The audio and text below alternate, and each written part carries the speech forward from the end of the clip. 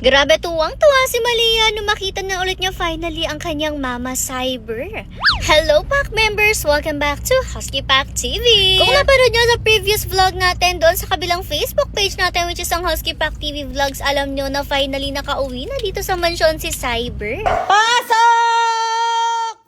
O, diba? Sumigaw pa talaga si mother ng pasok kasi alam nyo naman ang pack members natin kapag narinig nila yun, papasok na talaga sila dito sa mansion. Siyempre, pati na rin nga si Cyber at heto na nga yung unang pagpasok niya ulit dito sa ating mansion pero hindi muna natin siya ipapakita sa lahat ng pack members natin. Naisipan kasi natin na dito nga muna siya unang idiretso kay Malia kasi alam nyo naman guys, si Malia ang palagi niyang kasama. Actually, marami rin nga sa inyo nagtatanong sa comment section kung kamusta daw ba si Malia, kung di ba daw niya hinahanap si Cyber. Actually guys, kawawa rin talaga si Malia kasi simula pa man nung mapunta sa vet si Cyber ay talagang lagi na siyang naghahang. Palagi nga niya hinahanap ang mama Cyber niya at ramdam rin niya na palagi na nga siyang walang kasama ngayon. Siguro rin nga na-expect niya na pagsigaw ni mother ng pasok kanina ay papasok nga ang kanyang mama Cyber pero nagtaka siya dito kung bakit kahoy yung dala-dala ng mother niya. Wala na lang rin nga nagawa dito si mother kundi mag-sorry kay Malia dahil eto na nga lang abo ni Cyber yung naiuwi niya sa kanya. Kita-kita nyo rin naman talaga kay Malia yung pagtataka, halos tingin-tingin na nga lang din siya pero kumakaway-kaway yung buntot niya dahil hindi niya alam kung paano siya magre-react. Dahil sinasabi nga ni mother dito kay Malia na eto na nga daw si Cyber, yan nga abo na lang siya ngayon umuwi dito sa ating mansion. Alam nyo ba, nakakatuwa sa bonding talaga ni Malia at ni Cyber ay talagang kahit alpha itong si Malia at mas dominant siya kaysa sa iba nating pack members. Pagdating naman sa kanyang mama Cyber ay tiklop na tiklop talaga siya. Imagine nyo naman, sobrang liit ni Cyber tapos alpha talaga si Malia, mas malaki rin nga siya pero mas takot po si Malia kay Cyber. Kung yung ibang pack members nga natin easy